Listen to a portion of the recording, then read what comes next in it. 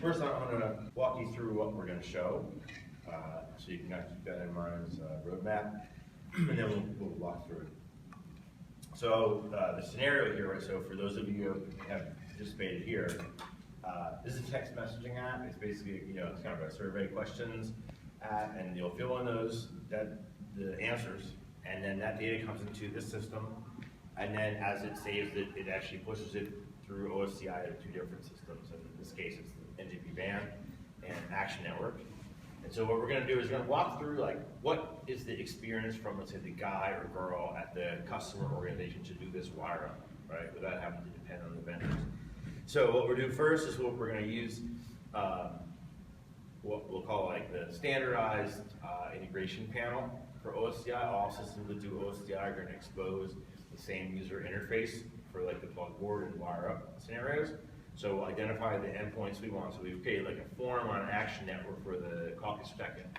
We'll find that endpoint, and then we'll plug that into the app, where we're going to define a set of integration peers and then data path connections. And then we're going to, once we have that done, we're going to look at the results inside of VAN and Action Network.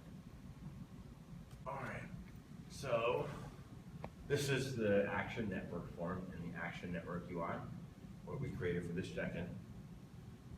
Now we're going to look from the HAL browser point of view. So this is like the standardized API console, the integration panel that all servers will have. And so the first thing that comes back when you connect to it is what we call the API entry point, which lists the different collections that are available on the server, and because of the standardized user interface, it can prettify that and make it easy. And so we're going to go look at our forms collection. Right now we're going to look for the form that I just showed, which is this one here. So it's the first one. We'll go to the submissions collection. And here we have the record submission helper. And that's what we're going to put into the integration peer on the app. So I've already prepared this in advance. So here, now we're inside of the text messaging app. Right, so this is the script that you all answer. Right, so we're going to go over here to integration peers.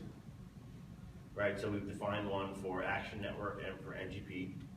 So we'll take a look at that. Right, so basically that URL, that sign up helper URL, that's actually plugged in here, along with the API token. And the same thing for VAN. So in the VAN side, right, so here, this is their OSDI endpoint. It's on osdi.ngpband.com. Still a very alpha state.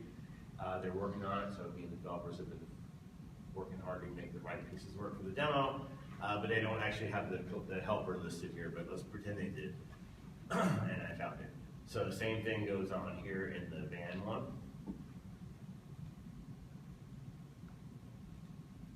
All right, and so here it's ngpband.com or osdi.ngpband.com, and then the person's not a helper. That would normally show up in the AEP that we showed before. And the token.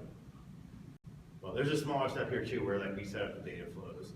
And so I assigned for the script, the default script, which we saw earlier, is going to have an active data path to both of those peers. So that's being pushed. So now if we go back to the Action Network HAL browser here, let's go back again to the main point. Okay, now here we're going to look at the people collection. We can look at this a few different ways. We could have navigated back to the form and the submissions collection, but just for simplicity's sake. So here, so this is the people collection. So who we got here? We've got Jody DeGrain. Who is that? Is that anyone here? Okay, how about? So we'll not worry about that. But yeah, so that's where they went. So we can see it ended up there. And now we're going to take a look inside of VAN and reload this list.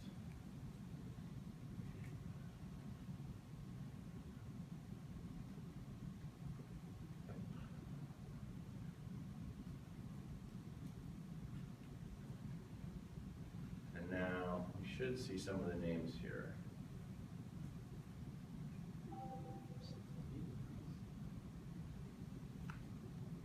Alan's very excited.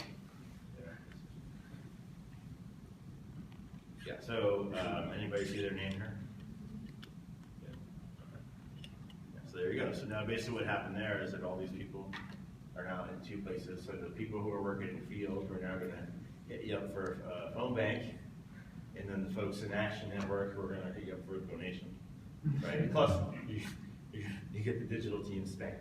And so I hope you guys can see how cool this is. With like 5 minutes of setup, you can take an app that's custom built and have it automatically sync with two completely separate CRMs that you might be using.